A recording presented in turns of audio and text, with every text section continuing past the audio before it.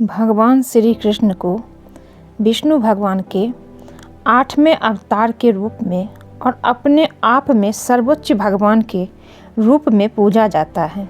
वो करुणा, कोमलता, प्रेम के देवता हैं और भारतीय देवताओं में सबसे लोकप्रिय और व्यापक रूप से पूजनीय हैं।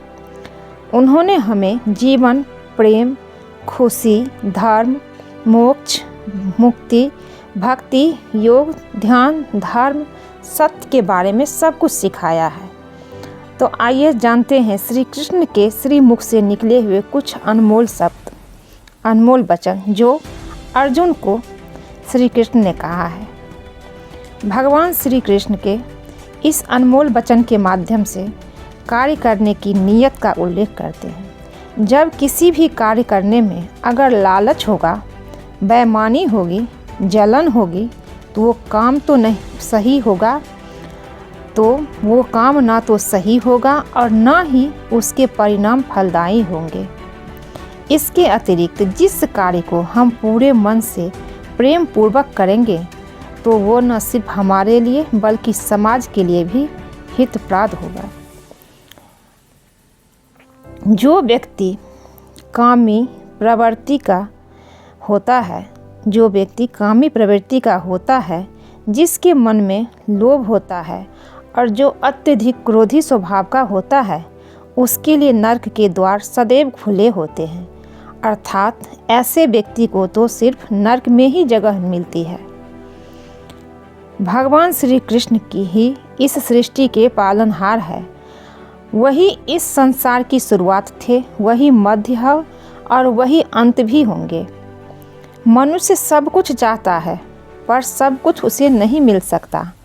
आपको जो नहीं मिला उसके लिए पश्चाताप मत करो और जो आपसे खो गया है, जो आपसे अलग हो गया है, उसके लिए निराश मत हो। हर व्यक्ति श्री कृष्ण से जुड़ा है और श्री कृष्ण हर व्यक्ति से जुड़े हैं। वही हमारे आदि, मध्य और अंत हैं। समय एक सा नहीं रहता। आज दुख है तो कल सुख भी आएंगे और सुख के बाद भी आना स्वाभाविक है। आपको पूरे धैर्य और श्री कृष्ण पर विश्वास के साथ अपना जीवन निर्वाह करना चाहिए। लोग अक्सर सच कहने से बचते हैं या डरते हैं, पर सत्य कभी छुप नहीं सकता और ना ही कभी मिट सकता है। कितना भी छुपा ले पर सच तो उजागर हो ही जाएगा। इसलिए जो बात सच पर आधारित हो उसे करने या कहने और मानने से कभी नहीं डरना चाहिए।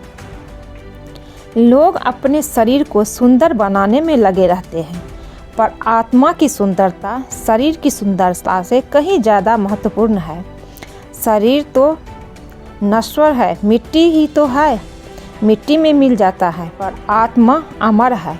इसलिए आत्मा की सुंदरता पर ध्यान दो। आत्मा की सुंदरता अपने को श्री कृष्ण में लीन करने में मिलती है। जो होता है अच्छे के लिए होता है। कभी कभी विपरीत परिस्थितियां हमारी वर्तमान स्थिति को अच्छा करने के लिए आती है। मन चंचल होता है, यह इधर उधर भागता है और किसी भी कार्य की एकाग्रता का दुश्मन है।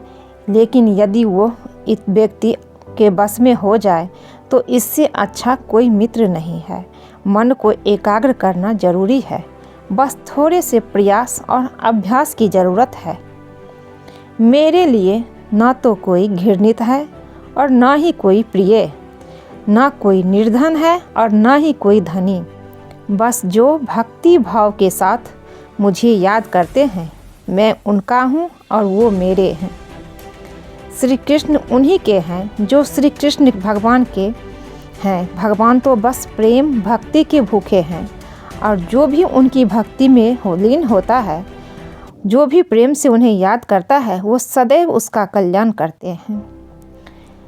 जब भी आप कोई बुरा कार्य करते हो या अच्छा कार्य करते हो, आपको लगता है कि कोई देख नहीं रहा है, तो यहाँ श्री कृष्ण कहते हैं कि जो तुम कुछ भी कर पा रहे हो या कर रहे हो, मेरी दृष्टि सदैव तुम पर है, इसलिए आप यह मत सोचें समझें कि आप अकेले हैं। आपके साथ श्री कृष्ण सदैव हैं। जो हुआ, जो कुछ हुआ अच्छे के लिए हुआ। जो हो रहा है अच्छे के लिए हो रहा है। जो होगा वो भी अच्छे के लिए ही होगा। तो सकारात्मक रहो और अपना कार्य करो। हमारी सफलता और असफलता पर निर्भर करती है कि हम खुद पर कितना विश्वास करते हैं। व्यक्ति जो चाहे बन सकता है यदि पूरे विश्वास के साथ अपने लक्ष्य पर लगातार चलता रहे। जिस इंसान के चारों तरफ नकारात्मक लोग रहते हैं उस इंसान का मंजिल से भटक जाना तय है। कहते हैं मन के हारे हार है और मन के जीते जीत। जिस प्रकार सकारात्मक विचारों से सफलता मिलती है उसी प्रकार नकारात्मक विचार असफलता के मार्ग की ओर अग्रसर करते हैं। क्योंकि जैसा हम सोचते हैं वैसे ही हम बनते जाते हैं और अपने विचारों के माध्यम से ही हमें नकारात्मक और सकारात्मक परिणाम मिलते हैं। आज के लिए बस इतना ही दोस्तों। अगर ये वीडियो अच्छा लगे तो प्लीज़ मेरे चैनल को लाइक कीजिए, सब्सक्राइब कीजिए और कमेंट में ज़रूर लिखिएगा कि कैसा लगा। धन्यवाद।